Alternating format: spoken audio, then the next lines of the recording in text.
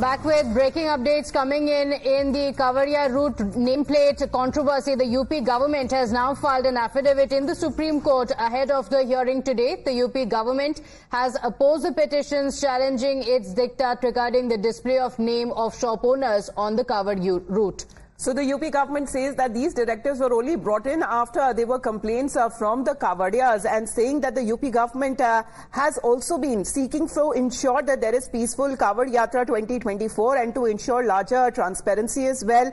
The directives that have been aimed at ensuring public safety and order during the Yatra, given that large number of participants and potential for communal tensions as well. This is, however, as far as the response that has now been taken up by the UP government to the Supreme Court. Legal editor Harish Nair joins us on the broadcast with the details. Harish, the Supreme Court had put on hold the directives mandating the eateries along the Kavad Yatra route to display the owner details. What is the response of the UP government?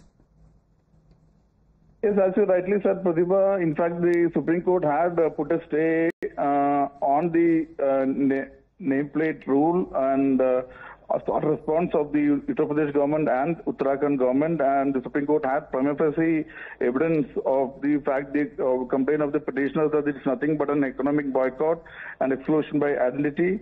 And now the Uttar Pradesh government has defended that directive. It says the directive issued by state were passed in response to the complaints received from Kavadias regarding confusion caused by the names of the shops and eateries, and police authorities, upon receiving such complaints, took action to address the concerns of the pilgrims and maintain law and order.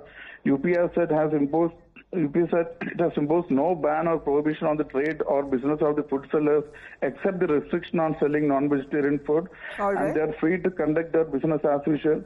UP has also said that the requirement to display the names and identities of the owner is merely an additional measure to ensure transparency and avoid any potential confusion among the Kavadias. Well, in its affidavit, the UP government says that the idea behind the directives is transparency and informed choice of Kavadia regarding the food that they eat during the period of the Yatra, keeping in mind religious sentiments. That has been the response in an affidavit that has been filed by the UP government to the Supreme Court. Harish, thank you very much for joining in. You're watching the Morning News Hour. We will be back with the debate.